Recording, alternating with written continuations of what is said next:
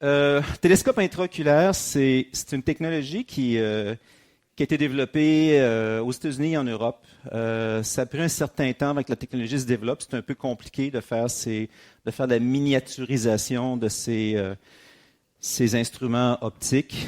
Aux États-Unis, vous savez, avant qu'on puisse utiliser un instrument ou un nouveau médicament en médecine, ça prend de la recherche. Et il y a une recherche qui a été faite sous l'égide du FDA aux États-Unis. Ça a pris quelques années. Ça a commencé à peu près 5-6 ans, puis ça fait à peu près 3 ans qui ont la permission d'en installer aux États-Unis. Et la compagnie a demandé la permission aussi à Santé Canada de pouvoir les mettre au Canada. On a la permission depuis une couple d'années. Et nous, vous le savez peut-être, mais dans le système de santé, on ne fait pas ce qu'on veut. Alors nous, on a commencé des démarches administratives pour commencer à implanter des télescopes il y a à peu près 2 ans. Ça a pris 2 ans à aboutir tout ça. Et puis, quand on a commencé à avoir le feu vert, un petit peu en même temps, on essayait de sélectionner des candidats. Je vais vous en reparler tout à l'heure. Malheureusement, puis je sais qu'il y a dans la salle ici, je le vois dans les yeux de tout le monde, là, tout le monde a beaucoup d'espoir. Malheureusement, c'est une technologie qui est, pour l'instant, qui est encore limitée à certains cas bien particuliers. Ce n'est pas une technologie grand public. Et pour différentes raisons, entre autres, il faut mettre un gros morceau de verre et de plastique à l'intérieur d'un œil. Puis c'est pas tous les yeux qui se prêtent bien à ça. C'est la principale raison. Donc, pour plusieurs raisons, dont celle-là, malheureusement, la technologie n'est pas encore disponible pour tout le monde. En plus, c'est très coûteux. Ça coûte un peu plus de 20 000 canadiens pièce. Et le système de santé étant ce qu'il est, ce qu'on espère, nous, je suis en train de vous vendre le punch, là, c'est ce que je dis à la fin d'habitude, mais présentement, Mme Rioux, qui est la première au Canada à avoir reçu le télescope, elle est sous télescope, elle aussi. En fait, le gouvernement veut voir comment ça va aller, tout ça. Et puis, si Mme Rioux, si l'expérience est positive, puis jusqu'à maintenant, ça l'est, si l'expérience est positive, le gouvernement va probablement nous autoriser à en faire quelques-uns par année. À Québec, j'espère quelques-uns à Montréal, à Sherbrooke, et puis dans les centres universitaires. Et puis éventuellement, ce que j'aimerais développer, c'est une fondation qui pourrait nous aider à défrayer une partie du prix. Et puis à ce moment-là, on pourra l'offrir à de plus en plus de personnes. Mais encore une fois, même si les ressources financières étaient illimitées, malheureusement, ce n'est pas un instrument qui peut s'appliquer à tout le monde. Bon, commençons. La conférence. Par un lever de main, quels sont ceux qui ont un handicap visuel quelconque, là, de léger à modéré à sévère? C'est pas mal la majorité des gens. Parfait. Je vais essayer de vous expliquer le mieux que je peux au point de vue verbal. J'ai des diapos, puis on essaiera j'essaie de rendre ça simple et puis compréhensible. J'essaie d'avoir des grosses photos aussi. Alors, vous avez une partie de mon équipe ici, Lynn Ruel et Marie-Ève Girard, qui m'assistent en clinique pour préparer les gens pour toutes mes chirurgies, mais en particulier pour le télescope. Et il y a aussi le Dr Nicolas Brunet, dont le nom apparaît là, qui travaille aussi avec nous au bureau. Le Dr Brunet, c'est un optométriste. C'est lui qui a fait les examens de dépistage avant qu'on installe le microscope. Donc, si on veut savoir si le microscope va fonctionner, on fait des tests avec un microscope externe. Et puis, il faut qu'on améliore la vision d'une façon significative avec le microscope externe. Donc, il ne faut pas que les lésions dans l'œil soient trop importantes pour qu'on puisse implanter le microscope. Je vous le dis tout de suite, on passera plus vite tantôt là-dessus puisqu'on est sur la lancée. Le microscope s'installe dans un seul œil. Pardon?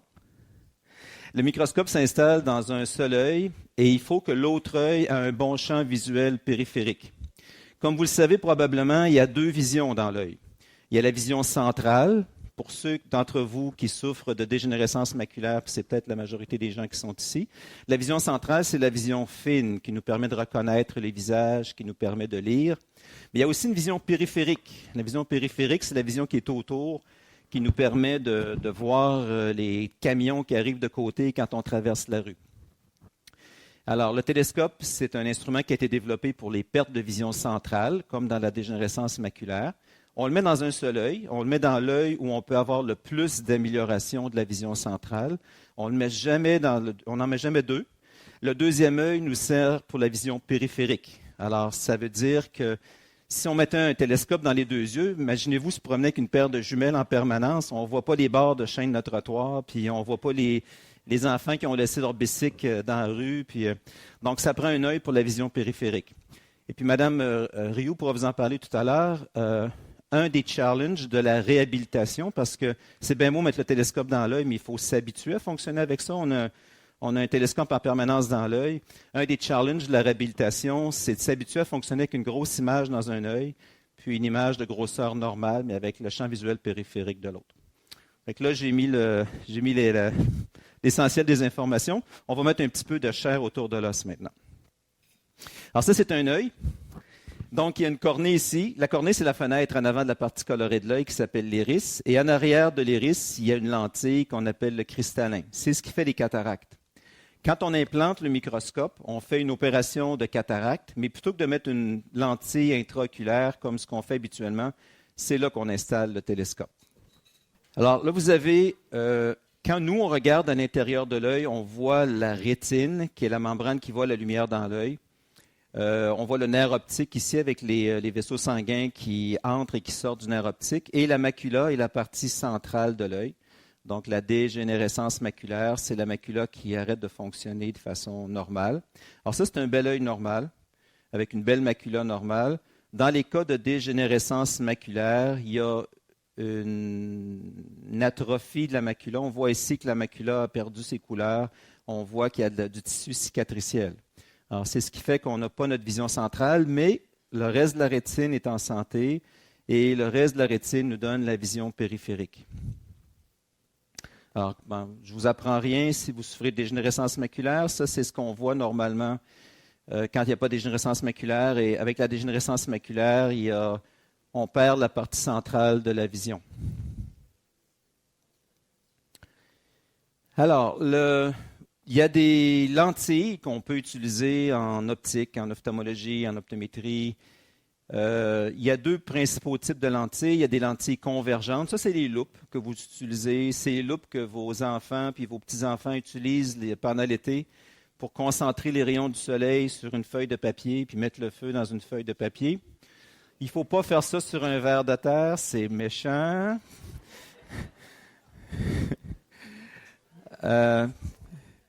Puis les loupes divergentes, ça sert à d'autres choses. Ça sert à faire des lunettes, mais ça ne nous sert pas pour le processus de loupe simple. Ça va nous servir à faire des télescopes, mais pas pour les processus de loupe simple.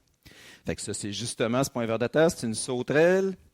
Alors, on a notre petite sauterelle ici. Quand on met notre loupe devant, c'est le principe des loupes que vous utilisez pour lire, puis pour faire des mots croisés, tout ça. Donc, on a une petite sauterelle ici. On met la loupe devant. Et puis, la loupe crée une image qu'on appelle virtuelle. Ça veut dire que c'est pas là pour vrai. C'est comme si on voyait une grosse sauterelle qui est en arrière de la petite sauterelle, mais pas là pour vrai. C'est pour ça qu'on dit virtuelle.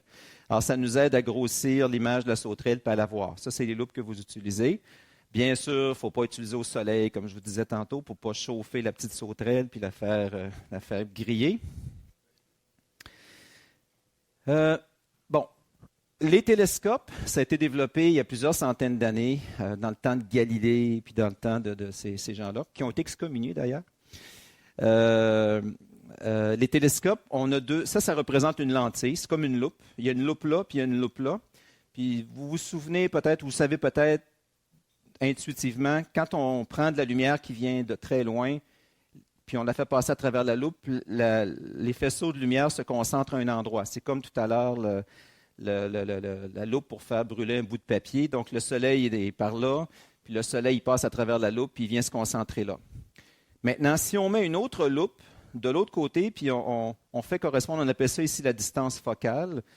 Donc, si on fait correspondre la distance focale de deux loupes, la lumière qui vient de l'infini sort.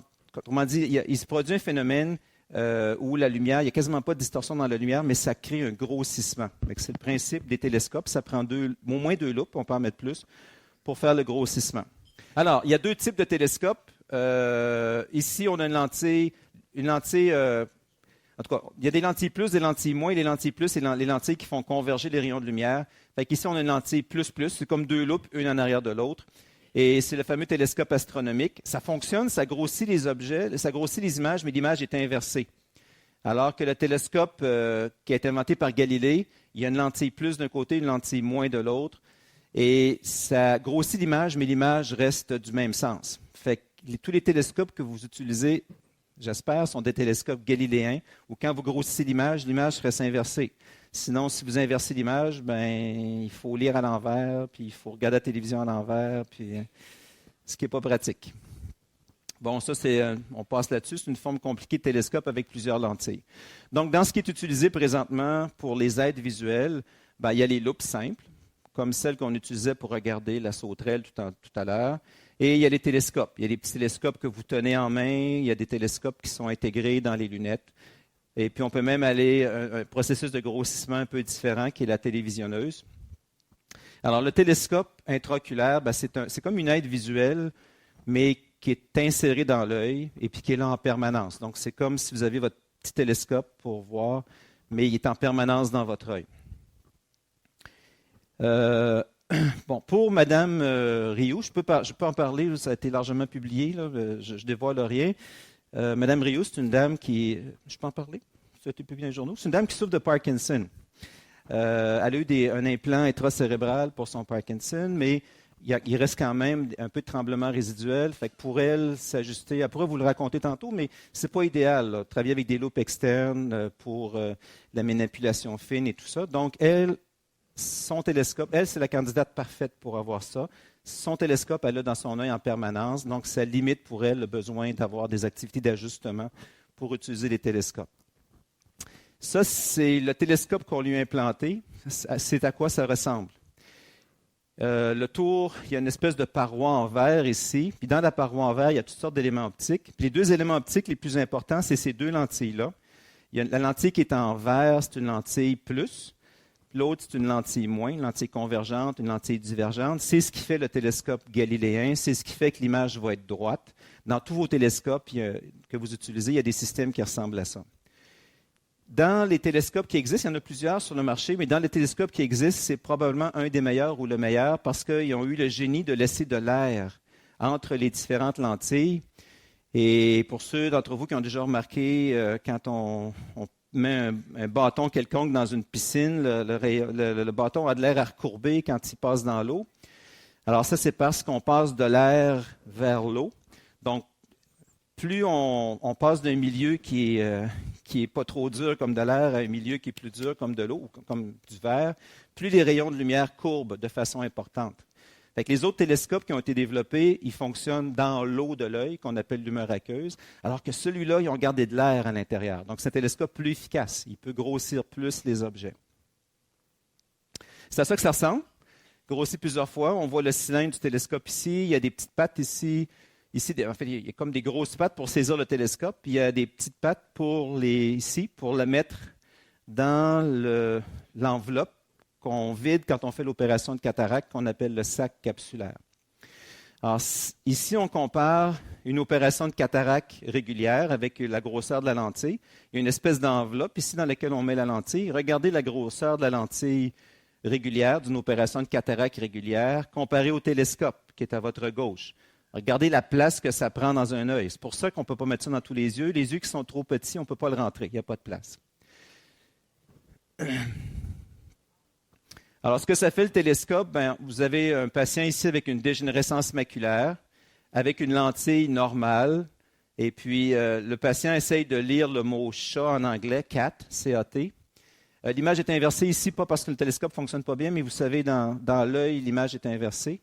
On aurait pu la mettre à l'endroit, ça serait plus facile à comprendre, mais en tout cas, on ne se perd pas en détail. Là. Donc, avec une lentille ordinaire, on essaie de voir le mot chat, mais la grandeur de la cicatrice est aussi grande que le mot chat, on n'est pas capable de le voir. Si on grossit le mot chat avec notre télescope, on ne voit pas le milieu du A, mais on voit le C, le T comme il faut, puis on voit une petite partie du A, fait qu'on est capable de reconnaître le mot chat. Je ne vous apprends rien, vous fonctionnez comme ça régulièrement avec vos aides visuelles. Bon, rapidement, il y a d'autres systèmes optiques qui existent, surtout en Europe. Il y a un système ici, il y a une espèce de petit anneau de plastique avec deux lentilles, une lentille positive et une lentille négative. Mais encore une fois, les lentilles sont séparées par l'eau de l'intérieur de l'œil qui s'appelle l'humeur aqueuse. Donc, c'est moins punché que quand on sépare les lentilles avec de l'air, pour les raisons que je vous expliquais tout à l'heure. Puis le grossissement de ces lentilles-là, il est 1,3 fois. Le télescope de Mme Rioux, c'est 2,7 fois. C'est 2 fois plus de performance que ce télescope-là. C'est pas mauvais, mais ce que Mme Rioux a dans son œil, c'est supérieur. Ça aussi, c'est un autre télescope qui est fait en Angleterre. Même principe, deux lentilles, comme pour nos télescopes, une lentille en avant, une lentille en arrière, une lentille plus, une lentille moins. Encore une fois, les deux lentilles sont séparées par l'humeur aqueuse. On a aussi 1,3 fois de grossissement, la moitié moins que ce que Mme Rioux a. Il y a un autre type de télescope, ça fonctionne avec des miroirs. Ça, c'est un système qui est compliqué. Le moindrement que la lentille est un petit peu déplacée ou un petit peu, parlez bien français, tiltée, là, le microscope ne donne pas son plein rendement. Celui-là, on pourrait avoir jusqu'à 2,4 fois de grossissement. Mais encore une fois, c'est plus touché à utiliser. Et le moindrement qu'il y a un petit problème de centrement, ça ne pardonne pas. Alors, ça, c'est le télescope de Mme Rioux. Ça, c'est sur un doigt.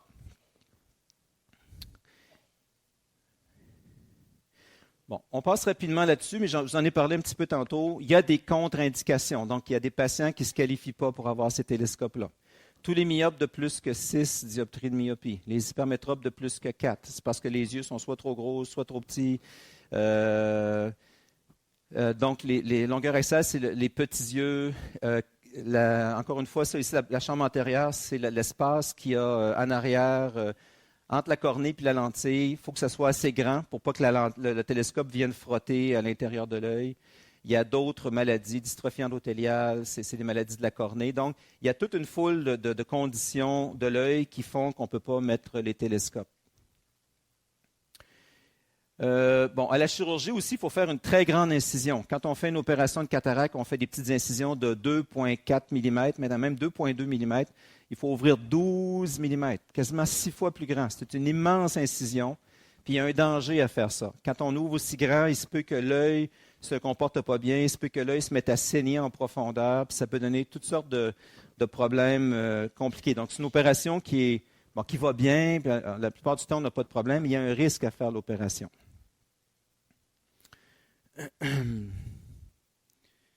OK. Ça, c'est ce que ça a l'air une fois que c'est rendu dans l'œil, pour ceux d'entre vous qui peuvent le voir. On a l'iris ici, puis on voit le télescope qui ressort par l'iris, par la pupille de l'œil. Donc, le télescope, il ne reste pas en arrière de la couleur de l'œil comme les lentilles intraoculaires. Le télescope, il y a une partie qui vient en avant de l'œil. Et une fois que c'est dilaté, une fois que la pupille est dilatée avec nos gouttes, c'est ce que ça a l'air ici. On va passer rapidement là-dessus. Ça, c'est une très mauvaise diapositive. Il y a trop de chiffres dessus, mais c'est juste pour voir la colonne ici. Ça, c'est ce qui a été soumis au FDA aux États-Unis avec... il y avait presque 200 patients au départ, puis 5 ans après, il y a encore 76 patients dans l'étude. C'est pas qu'il est arrivé quelque chose aux patients, c'est qu'ils ne sont pas tous rendus à 5 ans. Mais regardez à 1 an, juste rapidement, là, il y a le 2 tiers des patients qui ont un gain de plus que 3 lignes de vision. Les lignes de vision, c'est ça ici, là. Fait que si quelqu'un avait ça comme vision au départ, ça c'est le gros E. Si on gagne 3 lignes, 1, 2, 3, regardez, on voit juste ça, puis on est capable de lire ça après. Alors, c'est vraiment très bien. 5 ans après, il y a à peu près 50% des gens qui voient plus que 3 lignes de vision. Donc, c'est un gain significatif. Je vais vous montrer un petit bout de vidéo. Donc, c'est l'opération. Vous voyez la grandeur de l'incision qu'on fait. On ouvre quasiment de la moitié de l'œil. Là, on est en train d'ouvrir la petite peau qui entoure le blanc de l'œil pour pouvoir travailler. Ça va jusqu'à maintenant?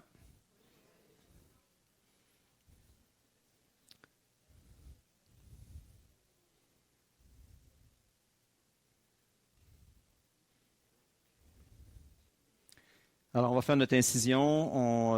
L'incision doit être assez longue. Encore une fois, imaginez-vous, là, c'est comme 6 fois plus long que ce qu'on fait d'habitude pour une opération de cataracte. Vous allez voir que c'est assez gros à rentrer. Pour ceux d'entre vous qui ont déjà vu des vidéos d'opération de cataracte où la lentille est pliable, on rentre par des très petites incisions. Ici, on ne peut pas plier le microscope. Alors, l'opération de cataracte, il faut faire aussi, on fait une ouverture dans l'enveloppe qui contient la cataracte. Habituellement, les ouvertures qu'on fait, c'est à peu près 5 mm. L'enveloppe qu'on appelle la capsule, ça mesure, mettons, 10 mm. Habituellement, on ouvre 6, 5, 6, là, on ouvre 7. Il faut ouvrir très, très grand, faire une grande ouverture pour rentrer le télescope qui est assez gros. On vient de faire notre ouverture. Là, on aspire la cataracte. Je vais vous dire, ceux qui ont les yeux fermés, quand vous pourrez ouvrir les yeux. Là, on vient de tout nettoyer et on met une substance qu'on appelle viscoélastique. C'est une substance visqueuse. C'est comme du miel, si vous voulez, mais ce n'est pas du miel, là. Mais c'est épais. C'est épais, puis ça garde les espaces. Ça nous permet de travailler. Sinon, l'œil s'affaisserait, comme une mâchée de gomme. Là, on ouvre plus grand. Regardez-moi ça, la grandeur de l'ouverture. Regardez ça si c'est grand ouvert. Et là, ça, c'est le télescope. On va le prendre avec des petites pinces spéciales.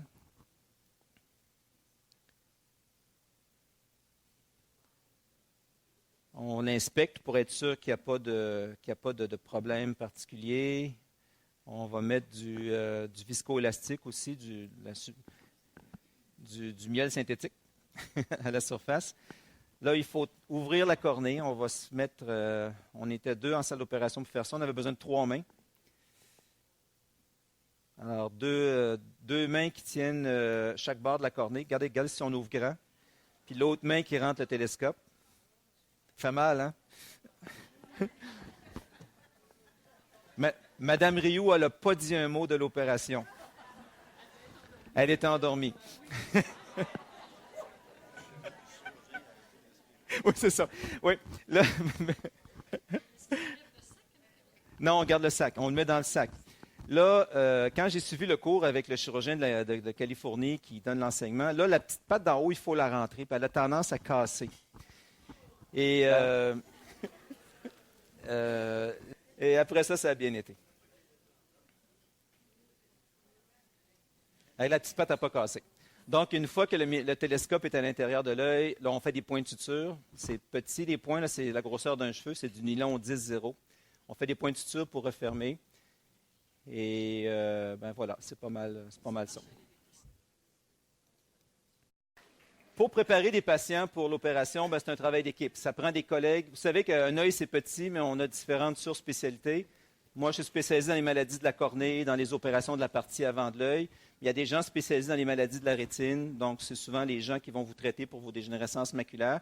Puis, ça prend une équipe en basse vision aussi. Donc, ça prend une évaluation avant l'opération, comme on expliquait tout à l'heure, pour s'assurer que le télescope va bien améliorer les choses. Ça vaut la peine de le faire. Mais ça prend une grosse équipe en réhabilitation visuelle après l'opération.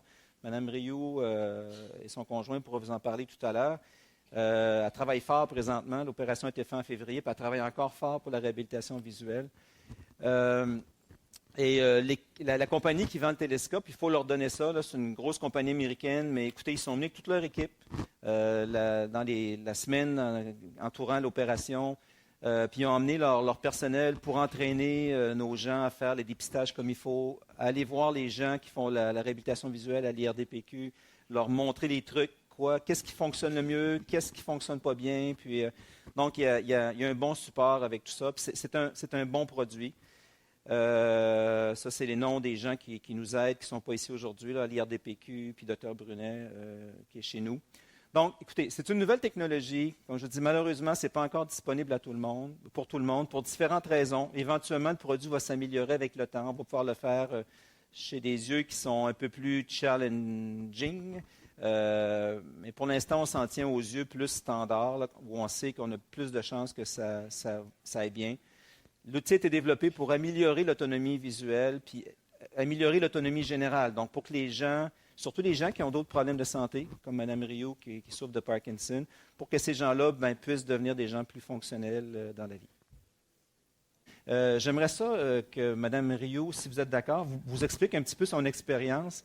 Ça serait vraiment intéressant. Le microphone est là, Mme Rioux. Oui, l'avant puis l'après. Oui. S'il vous plaît. Oui, pas trop vous proche, m'entendez. Est-ce que vous m'entendez bien? Oui. OK. Écoutez, moi, j'ai entendu parler de cette intervention-là la première fois par mon médecin, le docteur Cinq-Mars, qui actuellement n'est plus parmi nous. Ça, c'est le médecin en rétine. C'est ça. Et il me dit ça, comme ça, une de mes dernières entrevues avec lui. Il me dit, saviez-vous que ça existait, une espèce de télescope, pour remplacer celui que vous avez là, dans vos mains? Non. C'était la première fois que j'entendais parler de ça. Il y a à peu près 2 ans et demi, peut-être. Et c'est par la suite que j'ai contacté le docteur Bazin. J'ai contacté également le docteur Brunet, qui passait les tests. Et là, l'aventure s'est comme enchaînée, je dirais. Et finalement, pour en arriver à vouloir, j'étais vraiment déterminée à avoir cette intervention-là. Mais là, quoi faire? Ça ne marche pas comme ça, là, prendre un clin d'œil. Alors, après avoir rencontré le docteur Bazin à quelques reprises, le docteur Brunet pour passer des tests, et également à l'IRDPQ, je ne suis pas bonne avec les lettres, là. Alors, après avoir vu ces spécialistes-là plusieurs fois, à un moment donné, on a parlé sérieusement de l'intervention. Mettons que je n'y voyais que des avantages dans le temps. Je n'avais pas pensé au risque. Je suis peut-être un peu téméraire, mais je m'embarquais là-dedans un peu les yeux fermés. En passant, le principal risque, c'est de rencontrer Lynn puis Marie-Ève à chaque fois qu'elle vient me voir. Là. Oui. C'est pas vrai, c'est pas vrai. Et j'avais entendu parler quand même, j'avais entendu parler en bien du docteur Bazin. On m'avait dit qu'il avait des doigts de fée. Alors, c'est peu dire. Ce qui m'a aidé vraiment à, comment je dirais, à embarquer là, tout simplement dans le projet, à m'engager. Alors, actuellement, je suis en réadaptation. La réadaptation, l'opération comme telle, vous avez vu tout à l'heure, bon, moi, j'ai rien vu de ça. Je dormais profondément. Je vous dirais qu'après l'intervention, il y a des petites choses agaçantes, comme les petits points dans l'œil. Au début, c'est un petit peu comme un cheveu dans l'œil qu'on ne peut pas enlever. Et des petites choses comme ça. Mais je vous dirais que c'est une intervention quand même, je crois, dans tout ce que j'ai vécu, là, c'est pas la pire. Et jusqu'à un certain point, n'ayant pas connaissance de ce qui se passe, c'est après qu'on a un inconfort un peu, mais je suis une dure à cuire. Alors, j'ai décidé que j'améliorerais mon œil. Et pour ça, je pense que c'est ça la période la plus intense. C'est la période que je vis encore actuellement, entraîner mon œil. C'est comme un autre muscle, hein? Entraîner mon œil pour qu'il voit le mieux possible. Et là, j'obtiens des résultats qui sont très bons, ce qui fait que ça m'encourage et je m'entraîne de plus en plus. Entraîner mon œil, ça veut dire quoi? C'est pratiquer sur des feuilles au niveau de l'écriture, faire des exercices avec une lunette, évidemment, qui est ajustée à mon œil. Celle-ci n'est pas parfaite, là, parce qu'on m'a enlevé 4 points là, la semaine passée. Alors, ce n'est pas encore terminé. Et chaque fois qu'on m'enlève des points, je dois travailler encore. Parce que mon œil, la rétine est en train de se réajuster.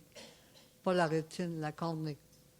Je suis en train de dire une bêtise. Non, c'est correct. On a mis 8 points de suture. cornée. Il en reste 4 à enlever. Puis C'est ça. quand les 4 vont être enlevés, on va pouvoir ajuster ces lunettes de façon définitive. C'est ça. Alors, actuellement, je ne vous vois pas. Le mieux que je pourrais vous dire, là, c'est que mes lunettes ne sont pas ajustées encore à ma vue, mais je vois beaucoup mieux déjà qu'avant, surtout quand je m'arrête. Comment je dirais? D'ailleurs, je le faisais déjà avec le télescope à main. J'imagine qu'il y a plusieurs personnes d'entre vous qui utilisaient déjà un petit télescope.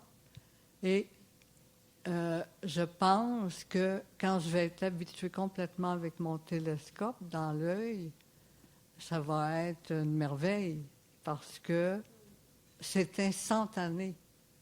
Si je regarde quelque chose, je regarde une personne, particulièrement de ce temps-ci à la télévision. Je regarde, par exemple, à Tout le monde en parle. Il y a un individu, je lui vois la tête, mais je lui vois les traits, les yeux, je vois la bouche. C'est des choses que je ne voyais pas. Je ne voyais pas le visage. Et c'est la même chose avec tous les gens qui sont ici. Quand je fixe la personne et que je regarde avec mon œil gauche, je vois les traits. C'est une chose nouvelle pour moi. Je suis en train de redécouvrir mon chum. je commence à me questionner. Est-ce que je vais refaire le choix?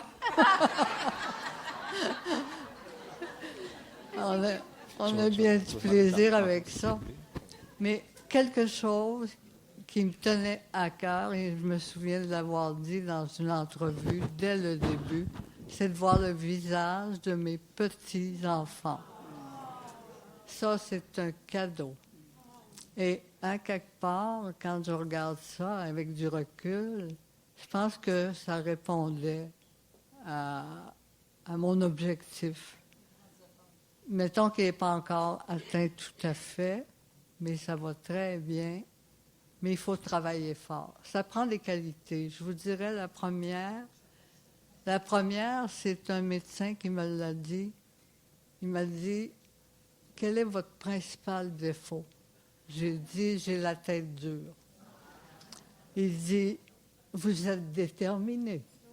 J'ai dit, en plein ça. Alors, il a écrit déterminé. Mais à quelque part, il faut être déterminé, il faut être persévérant. Je pense qu'il faut être actif. Il ne faut pas subir après l'opération, mais être actif. Coopérer, travailler fort, et je pense que ça vaut la peine. Je suis là-dedans.